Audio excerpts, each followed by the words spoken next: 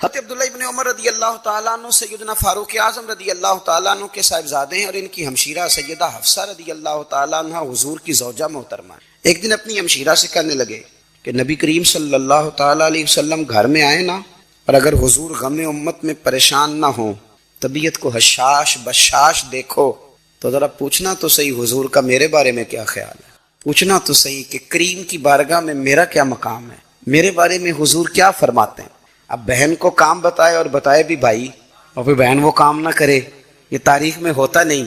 حضرت عمر فاروق رضی اللہ تعالیٰ عنہ کی صاحبزادی ام المومنین رضی اللہ تعالیٰ عنہ فرماتی ہیں کہ میں تو بس منتظر تھی، انہوں نے تو کہا تھا نا کہ اگر تم حشاش بشاش دیکھو تو بات کرنا، لیکن حضور تشریف لائے، میری باری تھی، میرے گھر تشریف لائے، کھانا پیش کیا تو فوراً میں نے عرض کی حضور ایک بات پوچھنی تھی، تو حضور نے فرمایا پوچھئے۔ میں نے عرض کی حضور میرے بھائی عبداللہ ابن عمر کے بارے میں آپ کا کیا خیال ہے؟ نوجوانوں میری بات پہ غور کرنا، میرے بھائی کے بارے میں آپ کا کیا خیال ہے؟ تو نبی کریم صلی اللہ تعالیٰ علیہ وآلہ وسلم نے میری طرف دیکھا اور پھر حضور زیر لب تھوڑا مسکرائے، اور بریلی کے امام کہتے ہیں کہ حضور مسکرا دیتے تھے نا تو جو بڑا دکھی ہوتا تھا وہ بھی ہنس پڑتا تھا۔ اب سوال پیدا ہوتا تھا کہ پھر تو اس مسکراہٹ کے لیے انتظار کرنا پڑتا ہوگا کئی مہینے کہ حضور مسکرائیں تو رونے والے ہنسیں، تو اعلیٰ حضرت فرماتے نہیں، انتظار نہیں کرنا پڑتا، یہ مسکراتے رہنا تو حضور کی عادت ہے۔ جس کی تسکین سے روتے ہوئے ہنس پڑے اس تبسم کی عادت پہ لاکھوں سلام، یعنی یہ تو عادت ہے حضور کی مسکراتے رہنا، اس کے لیے انتظار نہیں کرنا پڑتا۔ بھائیو آپ خیال رکھیں گے، غور کریں گے، حضرت عبداللہ ابن عمر رضی اللہ تعالیٰ عنہ کے بارے میں پوچھا تو سیدہ فرماتی ہیں کہ نبی کریم صلی اللہ تعالیٰ علیہ وسلم نہ زیر لب مسکرائے اور فرمایا حفصہ تیرا بھائی ہے تو اچھا، لیکن میں نے سنا ہے کہ عشاء کی نماز پڑھتا ہے تو فجر تک سویا ہی رہتا ہے۔ او نوجوانوں، 10 بجے تک سونے کی بات نہیں ہوئی، 9 بجے تک سونے کی بات نہیں ہوئی، 11 بجے اٹھنے کی بات نہیں۔ حضور فرمانے لگے میں نے سنا ہے کہ عشاء کی نماز پڑھ کے سو جاتا ہے اور فجر تک سویا ہی رہتا ہے، اسے چاہیے کہ تہجد کے وقت اٹھا کرے، اللہ کی بارگاہ میں حاضر ہوا کرے، آہوزاری کرے، سجدے کرے، عبادت کرے، اٹھتا ہے اور فجر میں جا کے اٹھتا ہے۔ حضرت جناب حفصہ رضی اللہ تعالیٰ عنہ کہتی ہے میں نے جناب عبداللہ ابن عمر کو پیغام دیا اور میں نے کہا میرے جوان بھائی سن، نبی پاک نے فرمایا ہے تو اچھا پر تہجد میں نہیں اٹھتا، نفل نہیں پڑھتا۔ او میری ملت کے جوانوں، مزہ نہیں آ جاتا جب ساری دنیا سوئی ہو، ساری دنیا، اور بستر بھی گرم ہو اور نیند بھی پورا غلبہ کر رہی ہو، اور اچانک گھنٹی بجے دماغ میں، آنکھ کھلے، گھڑی پہ نظر پڑے، 3:30 4 بجے کا پیغام گھڑی بتائے، اور کوئی چڑھتی جوانی والا اٹھ کے وضو کرے، اور جب وہ مصلی کھول کے بچھائے تو مدینے والے محبوب کہتے ہیں کہ ہر نماز پہ رب ثواب دیتا ہے، اور جو اٹھ کے تہجد کی نماز پڑھے اسے دیکھ کے تو رب مسکراتا ہے، تو اس کی شان کے لائق ہے، جو اس کی شان کے لائق، وہ مسکراتا ہے، خوش ہوتا ہے کہ میرا بندہ تہجد میں اٹھ گیا، وہ مسکراتا ہے۔ کاش ہماری صبح مسلمان کا یہ عقیدہ ہے کہ ہمارا خالق اللہ ہے، ہمارا مالک اللہ، ہمارا رازق اللہ۔ جب یہ ساری چیزیں، ساری عطائیں، ساری نعمتیں اللہ کی ہیں تو پھر مسلمان کی ساری توجہ بھی اللہ ہی کی جانب ہونی چاہیے۔ اسے کوشش کرنی چاہیے کہ وہ ہر معاملے میں، ہر مسئلے میں، ہر پریشانی میں اپنی توجہ اپنے رب کریم کی جانب مبذول رکھے۔ انسان جب اپنے علم پر بھروسہ کرنے لگتا ہے یا اپنی عقل پر بھروسہ کرنے لگتا ہے یا اپنے تعلقات پر بھروسہ کرنے لگتا ہے یا اپنی دولت پر، مال پر، صحت پر، تو ایک بہت بڑے دھوکے کا شکار ہو جاتا ہے۔ اور انسان جب انسانوں پر بھروسہ کرنے لگتا ہے تو پھر اللہ تعالیٰ اسے بعض اوقات انسانوں کے سپرد کر دیتا ہے، انسانوں کے سپرد۔ اور بہت سارے ایسے لوگ بھی ہوتے ہیں جو رب کریم کو بھولتے ہیں اور وہ اپنی ساری توجہ انسانوں کی طرف، دنیا کی طرف، دنیا داروں کی طرف کر لیتے ہیں، تو اللہ تعالیٰ فرماتا ہے پھر میں انہیں یہ سزا دیتا ہوں کہ وہ مجھے بھولنے نکلے تھے تو میں نے انہیں ان کا اپنا آپ بھی۔ سورہ حشر کو دیکھیے گا، فرمایا وَلَا تَكُونُوا كَالَّذِينَ نَسُوا اللَّهَ فَأَنسَاهُمْ أَنفُسَهُمْ، ان لوگوں کی طرح نہ ہو جانا جنہوں نے اللہ کو بھلا دیا تو اللہ نے پھر انہیں ان کا اپنا آپ بھی بھلا دیا، انہیں اپنی بھی ہوش نہیں رہی، وہ ایسے مسائل میں گھر گئے، وہ ایسی آزمائشوں میں الجھ گئے، وہ ایسی دنیا داری کے اندر الجھے کہ انہیں اپنا بھی پتہ نہ چلا۔ اب تو ڈھونڈتا پھرتا ہوں اے اقبال اپنے ہی آپ کو، اب تو ڈھونڈتا پھرتا ہوں اے اقبال اپنے آپ کو، آپ ہی گویا مسافر آپ ہی منزل ہوں میں۔ جب انسان خدا فراموش ہوتا ہے تو خود فراموش ہو جاتا ہے۔ ہمارا بڑے زمانے سے تکیہ ہے، کبھی امریکہ پر، کبھی یورپ پر، کبھی برطانیہ پر، کبھی مالداروں پر، کبھی اسلحے والوں پر۔ اس کا نقصان یہ ہوا کہ اپنا کوئی وجود نہیں رہا، اپنا کوئی نظریہ نہیں رہا، اپنی کوئی سوچ نہیں رہی۔ ایسے محسوس ہوتا ہے کہ کوئی منشور نہیں، کوئی دستور نہیں، لگام منہ میں ہے اور اس کا سرا کسی کے ہاتھ میں ہے، وہ جدھر چاہتا ہے ہمیں گھما لیتا ہے۔ اللہ فرماتے ہیں یوں نہ ہو جانا کہ تم رب کو بھلا دو اور پھر تمہیں اپنا آپ بھی بھول جائے۔ اولئک ھم الفاسقون، فرمایا یہ وہ لوگ ہیں جو نافرمان ہیں اللہ کے، یہ نافرمان ہے۔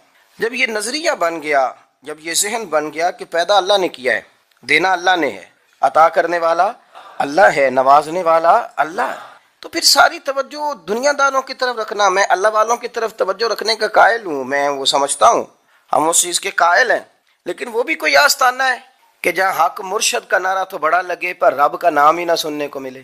یہ بھی کوئی بات ہوئی کہ جہاں یہ تو نعرہ زور سے لگے کہ جیوے جیوے مرشد جیوے، لیکن استغفار کا درس ہی نہ ملے۔ ہر وقت یہ بتایا جائے کہ یہاں آ گئے تو بچ گئے، کیسے بچیں گے؟ میرے رسول پاک علیہ السلام کا دروازہ سب سے بڑا دروازہ ہے، حضور کا دروازہ سب سے بڑا دروازہ ہے، لیکن میرے دوستو یاد رکھنا، نبی پاک علیہ السلام نے بھی لوگوں کو جب رستہ دکھایا ہے تو رب کریم کا رستہ دکھایا ہے، اللہ کا رستہ دکھایا، اللہ کریم کا رستہ دکھایا، لوگوں رب کی طرف توجہ کرائی۔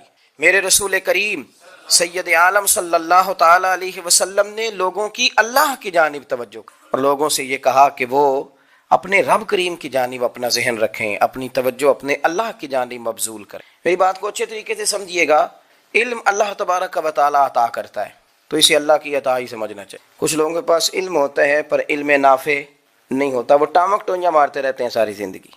علم کو اللہ کی عطا سمجھیں، اپنی عقل پر اپنے شعور پر زیادہ بھروسہ نہ سمجھیں، نظر اللہ پہ رکھیں۔ حضرت مولا علی شیر خدا کرم اللہ تعالی وجہ الکریم سے کسی نے پوچھا تھا بڑا عالم کون ہوتا ہے؟ ہمارے ہاں تو اب وہ والے عالم پائے جاتے ہیں نا، اللہ ماشاءاللہ، جو ممبر پہ بیٹھتے ہیں تو دعوے ہی دعوے، ممبر پہ بیٹھتے ہیں تو دعوے ہی دعوے، اس طرح کے عالم ہمارے ہاں پائے جاتے ہیں۔ وہ ہر بات میں دعویٰ کرتے، میں یہ کر دوں گا، میں وہ کر دوں گا۔ یہ مزاج علماء کا نہیں۔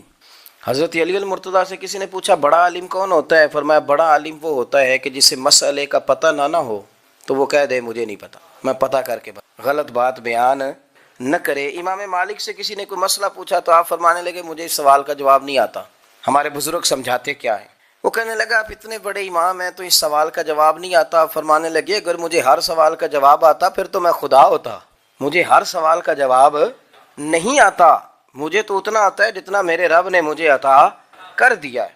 اپنی نظر اللہ پہ رکھیں، نکل آئیں اس معمے سے باہر کہ میں کوئی بلا ہوں، مجھے بڑا پتہ ہے، میرے پاس 6 ڈگریاں ہیں، مجھے 10 جگہ پہ تدریس کا شغف حاصل ہے، اس سے نکلیں باہر۔ قرآن مجید دیکھیے گا، اللہ تعالیٰ نے ارادہ قدرت فرمایا کہ میں حضرت آدم کو بناؤں گا، پھر بنانے کے بعد فرمایا فرشتوں سجدہ کرو آدم کو، سب نے سجدہ کیا الا ابلیس ابا واستکبر وکان من الکافرین، سب نے سجدہ کیا سوائے ابلیس کے، اس نے انکار بھی کیا، تکبر بھی کیا اور کافروں میں سے ہو گیا۔ تو یہ جب اللہ تعالیٰ نے سجدہ کرایا تو کیسے کرایا؟ اللہ تبارک و تعالیٰ نے نا حضرت آدم کو علم سکھایا خود، وعلم آدم الاسماء کلہا، خود اللہ فرماتے ہیں کہ میں نے جناب آدم علیہ السلام کو تمام اشیاء کے نام سکھائے، سب اشیاء کے نام سکھائے۔ تو وہ چیزیں پھر میں نے نا، اللہ فرماتے ہیں میں نے فرشتوں پہ پیش کی، میں نے کہا کہ بتاؤ ان کے نام کیا ہے، تو فرشتوں نے جو جواب دیا ہے وہ سمجھنے والا ہے۔ اللہ نے چونکہ خود علم سکھایا تھا حضرت آدم کو، جناب آدم سکھایا تھا، لیکن فرشتوں کو نہیں سکھایا تھا، تو اللہ کریم نے فرمایا فرشتوں اب یہ بتاؤ ان چیزوں کے نام کیا ہیں؟ تو فرشتے کیا کہتے ہیں؟ فرشتے عرض کرتے ہیں قالوا سبحانک لا علم لنا۔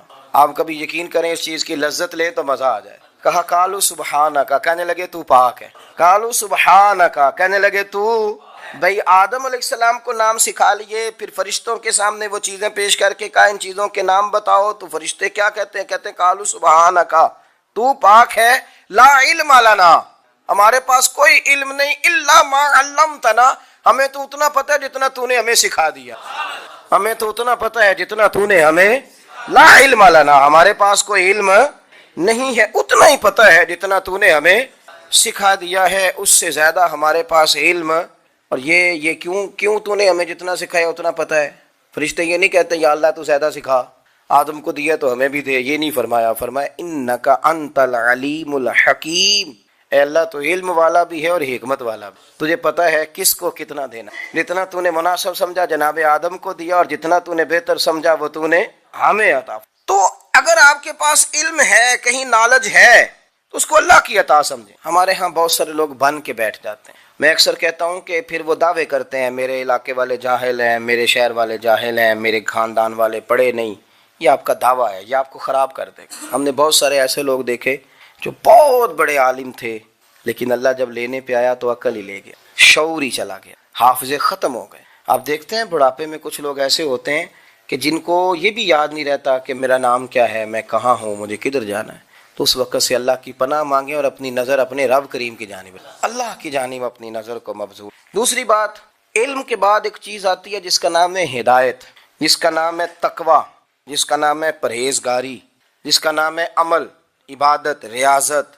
یہ بھی اسی وقت ہی نصیب ہوتی ہے جب میرا رب کریم نصیب فرما دے۔ ہم نے نا نیکی کا اپنا اپنا سٹیٹس بنا لیا ہے، اپنا اپنا معیار بنا لیا ہے۔ کچھ لوگ کہتے ہیں کہ جناب مسجد میں سیمٹ کا توڑا دینے سے بہتر ہے کسی غریب کو آٹے کا تھیلا دے دو۔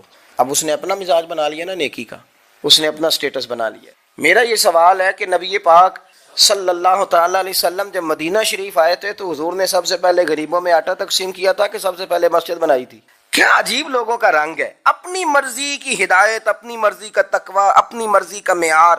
مسجد کوئی بڑا چھوٹا خطیب بھی میری طرح کا ہو نا، تو وہ مسجد میں بیٹھ کے جب نبی پاک کی بات کرتا ہے تو کہتا ہے میرے رسول پاک غریبوں کا سہارا بن کے آئے۔ وہ غریبوں کی بات کرتا ہے، مسکینوں کی، لاچاروں کی، کمزوروں کی بات۔ تو مسجد ہی تو وہ ادارہ ہے جہاں سے غریبوں کی بات ہو رہی۔ تو اب لوگوں نے غریب کو اور مسجد کو لڑانا شروع کر دیا، اس کو لڑاؤ کہ مسجد میں پیسے دینے سے بہتر ہے آپ غریب کو آٹے کا تھیلا دے دیں۔ آپ یہ کیوں نہیں کہتے کہ مسجد میں بھی آپ توڑا دیں ایک سیمٹ کا اور ساتھ غریب کو بھی خدمت کریں؟ یہ کیوں نہیں تقویٰ؟ اپنی اپنی مرضی کا مزاج، اپنی اپنی۔ کچھ لوگ کہتے ہیں چھوڑو جی، ساری زندگی انسان نماز پڑھتا رہے اور پھر گالیاں بھی دیتا رہے، بندہ داڑھی بھی رکھ لے اور جھوٹ بولنا بھی نہ چھوڑے، تو یہ آپ نے اپنے پاس سے تقوی کا معیار بنایا۔ گالی دینے کا گناہ ہے اور داڑھی رکھنے کا ثواب ہے۔ تو اگر آپ داڑھی رکھے ہوئے ہیں اور آپ کوئی غلطی کر رہے ہیں تو اس سے آپ کی داڑھی کا ثواب ختم، اللہ کرے آپ کو سمجھ آئے میری۔ آپ کوئی غلطی کر رہے ہیں، داڑھی کا ثواب اس سے ختم، وہ اپنی جگہ پہ قائم ہے چیز۔ اپنی مرضی کا کیوں تقوی کا معیار بناتے ہیں؟ تقوی کا مزاج اپنی مرضی کا نہ بناؤ۔ اللہ کی بارگاہ سے دعا مانگو کہ یا اللہ ہمیں ہدایت کا نور عطا فرما، اللہ تو ہمیں رستہ دکھا، تو بتا کہ ہدایت کیا ہے۔ تو رب فرماتا ہے اللہ ولی الذین آمنوا، اللہ مومنوں کا مددگار ہے، یخرجہم من الظلمات الی النور، وہ انہیں اندھیروں سے نکالتا ہے اور نور کی طرف روشنی عطا فرماتا ہے۔ اندھیروں سے نور کی طرف اللہ لاتا ہے۔ اللہ ولی، اللہ مومنوں کا ولی ہے، وہ انہیں اندھیروں سے نور کی طرف نکالتا ہے۔ ہدایت ہمیشہ اللہ کی طرف سے سمجھے۔ جب وہ نماز کی توفیق دیتا ہے تو اپنے فضل سے دیتا ہے، جب وہ ذکر کی توفیق دیتا ہے تو اپنے فضل سے۔ ہم سمجھتے ہیں ہو جی فلانا نہیں پڑھ رہا بڑا بیوقوف ہے، فلانا نہیں پڑھ رہا، تو کیا اپنی عقل کے زور پہ پڑھ رہا ہے؟ میں جی اللہ کے فضل سے 2 سپارے پڑھتا ہوں، تو کس پہ احسان کرتے تو 2 سپارے پڑھ کے رویا کر۔ کہ اگر مالک تو بڑا کریم نہیں؟ بڑے لوگ ہیں جن کو پورا قرآن حفظ ہے پر انہیں پڑھنے کی توفیق نہیں، تو انہیں فضل کیا اور مجھے توفیق دے دی ہے پڑھنے کی۔ رویا کر، پڑھ کے رویا کر، راتی ساری کر کر زاری، او نیند اکھاں تھی توندے تے فجرے اوہی گناہگار کہاون سب تو نیوے ہوندے۔ مہربانی کریں، ڈریں، نیکی کریں تو پھر ڈریں، پھر احساس پیدا کریں، پھر اپنے اندر وہ کمزوری لائیں کہ توبہ توبہ مجھے تو پتہ ہی نہیں، تو جانتا ہی نہیں۔ حضرت سیدنا امام اعظم ابو حنیفہ رحمۃ اللہ تعالی علیہ کے ساتھ ایک شخص کہتا میں نے نماز پڑھی، تو عشاء کی نماز تھی۔ یہ جو لوگ بڑے ہوتے ہیں نا، جن کے پیار کرنے والے بڑے ہوتے ہیں، ان کے گرد خوف بھی بڑا ہی ہوتا ہے، انہیں بڑا ڈر لگتا ہے، بڑی بعض اوقات آزمائش ہوتی ہے۔ عشاء کی نماز کہتے پڑھی تو امام صاحب نے نا عشاء کی نماز میں تلاوت کی آیتیں فَمَن يَعْمَلْ مِثْقَالَ ذَرَّةٍ خَيْرًا يَرَهُ وَمَن يَعْمَلْ مِثْقَالَ ذَرَّةٍ شَرًّا يَرَهُ، فرمایا جو ذرہ برابر خیر کرے گا وہ بھی قیامت میں دیکھے گا، اور جو ذرہ برابر شر کرے گا وہ بھی قیامت میں اس شر کو دیکھے گا، اس کے سامنے آئے گا۔ تو وہ شخص کہتا ہے کہ سارے لوگ نماز پڑھ کے چلے گئے تو امام صاحب رحمۃ اللہ علیہ نے اپنی داڑھی پکڑی رو رہے ہیں، کہتے ہیں وہ ذرہ برابر نیکی کا بدلہ دینے والے، وہ ذرہ برابر شر پہ سزا دینے والے میری سفید داڑھی کو دیکھ، مالک میرے ذرے ذرے سامنے نہ لانا، لوگ تو میری بڑی قدر کرتے ہیں دنیا میں، تو بڑا پہچانا جاتا ہوں، لوگ تو میری راہوں میں پھول لیے کھڑے ہوتے ہیں، مجھے بڑا نوازتے ہیں، قیامت میں رسوا نہ کر دینا۔ میرے لیے مشکل ہو جائے گی. وہ کہتے ہیں میں نے امام صاحب کا درد دیکھا, مجھے کوئی کام تھا تو میں چلا گیا. میں نے کہا کہ وہ اس وقت اللہ کے حضور حاضر ہیں تو میں دوبارہ آؤں گا. کہتے ہیں میں تہجد کے وقت آیا تو امام صاحب وہیں بیٹھے تھے اور ان کی داڑھی آنسوؤں سے بھری ہوئی اور زور سے داڑھی پکڑی ہوئی. کہنے لگے مالک رسوا نہ کر دینا, قیامت میں رسوا نہ کر دینا. یار جو ہدایت یافتہ لوگ تھے وہ تو ڈرے ہوئے تھے, وہ تو سہمے ہوئے, وہ تو کہتے تھے یہ اس کا فضل نہیں, اس نے بلا لیا, یہ اس کا کرم نہیں. حضرت باعزید بستامی کسی کافر کو دیکھتے تو رو پڑتے, کہتے مالک تو کتنا کریم ہے, یہ بے ایمان رہ گیا, تو نے اپنے فضل سے مجھے اپنے نبی کا غلام بنا لیا. وہ رو پڑتے. یہاں تو لوگوں کا دعویٰ ہی بڑا ہے. نمازی اللہ خیر فرمائے وہ تو دوسروں کو گھورتا ہے, وہ کہتا ہے جنت کا میں مالک ہوں, کنجیاں میرے پاس ہیں, میں کسی اور کو گھسنے نہیں دوں گا. اور اگر 2-3 حج کر لے تو پھر تو وہ کہتا ہے کہ اب میرے سے پوچھ کے لوگ جنت میں جائیں گے معاذ اللہ. اور اگر وہ 2 4 5 7 دفعہ کوئی نفل پڑھ لے تو پھر وہ کہتا ہے چھوڑیں جی سارے لوگ بے عمل ہیں, میں اکیلا نیک ہوں. نہ ایسا کر, اپنی توجہ اپنے رب پہ رکھے, اپنی توجہ اپنے معین الملت والدین عطائے رسول ہند الولی غریب نواز خواجہ معین الدین چشتی حضرت خواجہ اجمیر شاہ اجمیر والی ہندوستان. آخری عمر میں نا سارا دن روتے گزر جاتا, ساری رات روتے گزر جاتے, ذرا سی کوئی بات کرتا تو رو پڑتے, آنکھیں آنسوؤں سے بھری رہتی. کئی دفعہ اپنے بھی پریشان ہو جاتے ہیں نا کہ یار تو ایک بات کی جان ہی نہیں چھوڑ رہا. تو خواجہ قطب الدین صاحب بختیار کاکی سے لوگوں نے کہا کہ آپ مرشد سے بات کریں, اتنا بھی تو نہیں نہ رونا چاہیے, ہر وقت اس کے آنسو کی کریے. عاشق دا کام ہی رونا توڑ تے بنا رویوں نہیں منظوری. یہ عاشق سدا ہی روندا رہندا ہے, پاویں وصل ہوئے تے پاویں دوری. ہر وقت رونے کا کیا مطلب ہے؟ تو خواجہ قطب صاحب کہتے ہیں میں قریب گیا تو میں نے پیر دبائے, میں نے کہا سونیا لوگ تو کچھ بھی نہیں کرتے, تو نے تو کمال کر دیا. 90 لاکھ آدمی مسلمان کر دیا, دنیا کچھ نہیں کرتی, تو نے 50 سال ساری رات مسلح پہ بیٹھ کے رب راضی کی. تو شہزادہ تھا, حضور کی اولاد تھا, لیکن معین الدین تیرا ایک پلاٹ بھی نہیں. تو نے طالب علم پالے, انہیں غریبوں کو دیا, تو نے نوازا, کوئی شے نہیں تیرے پاس, ہر چیز تو نے. ساری رات روتے ہو, سارا دن روتے ہو. تو خواجہ قطب الدین صاحب کہتے ہیں میں نے جب عرض کیا تو خواجہ صاحب مجھے گلے لگا لیا, چیخ مار کے روئے. کہنے لگے قطب الدین پتر داڑھی سفید ہو گئی, جانے کا وقت آ گیا. جو تو نے نیکیاں گنوائی ہیں وہ ہیں صحیح میرے پاس, پر یار کی بارگاہ میں پیش کرنے کے قابل ایک بھی نہیں. تو بارگاہ تو دیکھ کتنی بڑی ہے, رسول کریم کی بارگاہ میں پیش کرنے کے قابل ان میں سے ایک بھی نہیں. تو آستانہ دیکھ کتنا بڑا ہے, کیا پیش کروں گا, کیا عرض کروں گا حضور کی بارگاہ میں, کس طرح. وہ یار جو بڑے تھے وہ تو ڈرے ہوئے تھے, سہمے ہوئے تھے, وہ تو بڑی آزمائش میں تھے. لیکن میرا اور آپ کا رٹا 2 نمازیں پڑھ کے 6 نمازوں کا دعویٰ کرنا اور لمبی چوڑی کہانیاں بنانا اور اپنے منہ سے اپنی تعریفیں کرنا, اس سے تھوڑا باہر آئیں. رزق بھی میرا اللہ ہی دیتا, علم بھی اللہ دیتا ہے, رزق بھی. بڑے بڑے فقیروں کو مالدار ہوتے دیکھا, بڑے بڑے مالداروں کو فقیر ہوتے, بڑے بڑے. میرے ایک بڑا سخی قسم کا سجن ہے, بڑا پیارا ہے, میں اسے سخی مانتا ہوں. میں نے اپنی پریشانیوں کے دنوں میں بھی اس شخص کو سخی دیکھا. ایک دن رات کو مجھے ٹیلی فون کر کے کہنے لگا کدھر ہو؟ میں نے کہا میں گھر ہوں. نہیں اکثر سفر میں ہوتے ہو نا.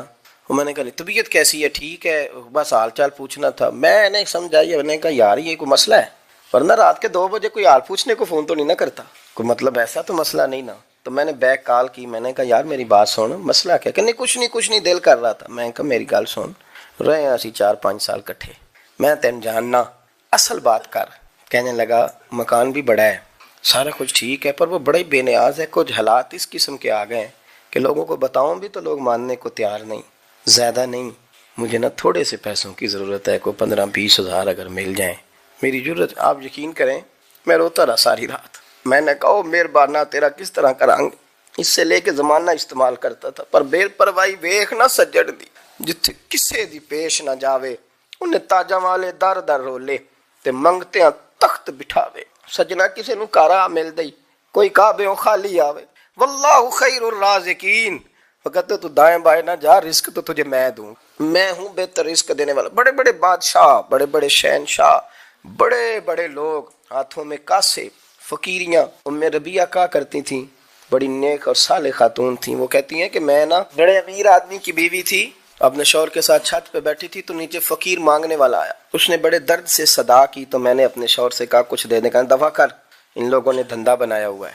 کہتی میں میکے سے بھی بڑا مال لے کے آئی تھی, میرے ماں باپ بڑے امیر تھے, تو میں نے نا چوری اپنے خامہ سے نظر بچا کے باتھ روم جانے کے بہانے گئی اور نیچے جا کے 5 دینار میں نے اس فقیر کی ہتھیلی پہ رکھے. کہتے اس نے 5 دینار دیکھے، پھر میری طرف دیکھا تو میں نے اس کی آنکھوں میں آنسو چمکتے دیکھے. کہنے لگے بی بی رب تیرا بھلا کرے، میں 3 دنوں کا بھوکا ہوں. کہ وہ چلا گیا.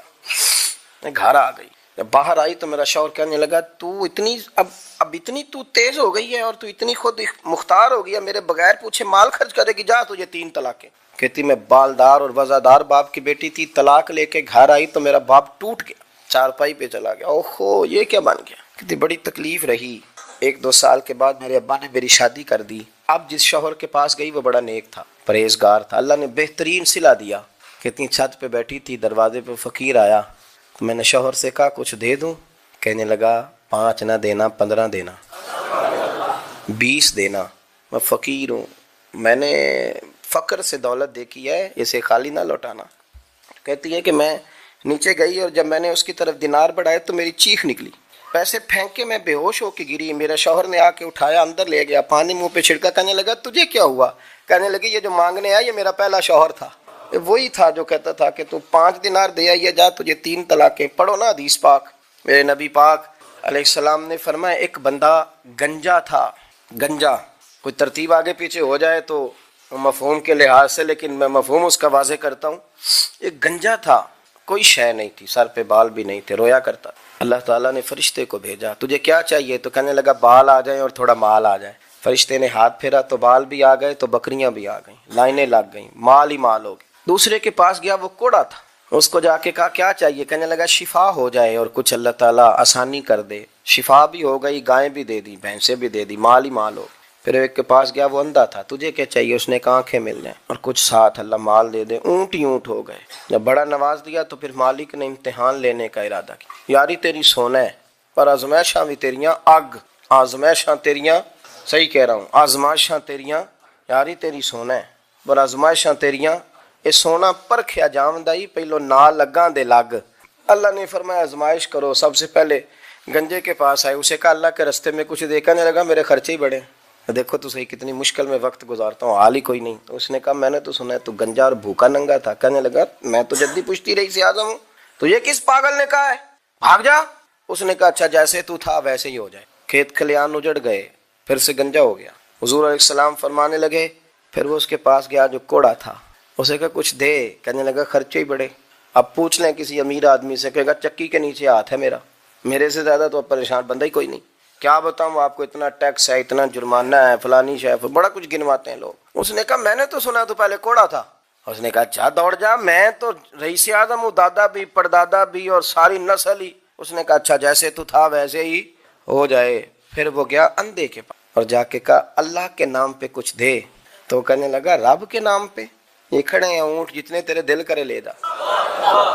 اس نے کہا کیا معنی اس بات کا؟ کہنے لگا یار تجھے کیا بتاؤں، میں تو اندھا تھا، میں نے تو کبھی دنیا دیکھی نہیں تھی، پھر اس کریم نے فضل کیا تو مجھے بڑا کچھ دکھایا.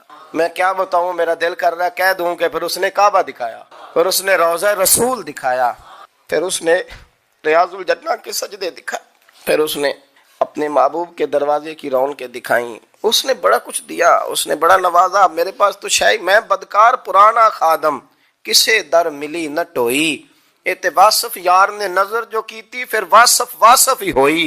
یہ تو اس کا کرم ہوا. تو یہ وہ کہنے لگا تو اللہ کے نام پہ جان مانگ، میں وہ بھی دینے کو تیار. میرے پاس تو شے ہی کوئی نہیں تھی، مجھے تو اپنا پتہ ہے، میں تو کوئی شے نہیں تھا، کچھ نہیں تھا میرے پاس. یہ تو ان کا کرم ہے کہ رخ ان کا ادھر ہے، اور مختصر سی میری کہانی ہے، یہ جو بھی ہے ان کی مہربانی ہے. تو وہ کہنے لگا میں بھی کچھ لینے نہیں آیا تھا، تیری آزمائش ہی کرنے آیا تھا. تیری عزتیں بھی سلامت رہیں گی، تیرا مال بھی سلامت رہے گا، تیری شفا بھی. اپنی زندگی میں کبھی بھی اللہ کی بارگاہ سے توجہ ادھر ادھر نہ کریں. چھوڑیں لوگ کیا کر رہے ہیں، دنیا کیا کہہ رہی، کبھی بھی اپنی توجہ دائیں. ہمارا یہ مسئلہ بن گیا کہ ہماری سیاست ہے، ہماری دنیا داری ہے، ہم بندوں کو راضی کرنا چاہتے ہیں. ہم دیکھتے ہیں کون کس طرح، اور آپ یقین کریں آپ تھک جائیں گے، بندے راضی نہیں ہوں گے، وہ نہیں راضی ہوتے. آپ ان کو منا کے لائیں گے تو ادھر والے نکل جائیں گے، ادھر کو منائیں گے تو ادھر والے نکل جائیں گے. اس چکر سے باہر آئیں، اس رب کو راضی کریں جو فرماتا ہے ان الذین آمنوا وعملوا الصالحات سیجعل لهم الرحمن ودا. فرمایا تو ایمان لانے کے بعد نیک عمل کر، میں لوگوں کے دلوں میں تیری محبت پیدا کر دوں. رحمان لوگوں کے دلوں میں محبت ڈال دے گا. اللہ لوگوں کے دلوں میں. اپنی نظر ہمیشہ اپنے رب پہ رکھیں. اتنی لمبی چوڑی دنیا داروں سے امیدیں نہ وابستہ کریں. میں نے دیکھا ہے لوگ کا سلیسی کرتے ہیں، کبھی اس کے دروازے پہ کبھی اس کے دروازے پہ. ان چکروں سے باہر آئیں اور اپنے رب کی بارگاہ کی طرف توجہ کریں. استغفار شوق سے پڑھا کریں. اور اکیلے میں اکیلے میں حضرت رئیس المتکلمین مولانا نقی علی خان صاحب رحمۃ اللہ نے لکھا ہے کہ فرعون 500 سال حکومت کر گیا. یہاں تو 5 سال کی حکومت کی پیر لڑکھڑاتے ہیں. 500 سال. فرماتے اصل وجہ یہ تھی کہ دنیا جب سو جاتی تھی نا تو اوپر چادر لے کے تو مسلح پہ بیٹھ جاتا اور ہاتھ باندھ کے کہتا تھا رب تو ہی ہے، میرا پردہ نہ کھولنا، مالک تو ہی ہے، کرم نوازی کرنا، میری پکڑ نہ کرنا. وہ بے ایمان ہو کے اگر 500 سال ہاتھ باندھے تو گزارا کر لیتا ہے، تو ایماندار ہے. پر مسئلہ یہ ہے کہ تو رات کو بکل مار کے ہاتھ نہیں نہ باندھتا، تو منت نہیں کرتا، تو استغفار نہیں کرتا. توبہ کریں تو بچے رہیں. وہ اتنی لمبی حکومت کر گیا چونکہ رات کو کہتا تھا مالک رب تو ہی ہے، لیکن مہربانی فرما میری پکڑ نہ فرمایا تو اللہ نے تو اس کو مہلت دے دی.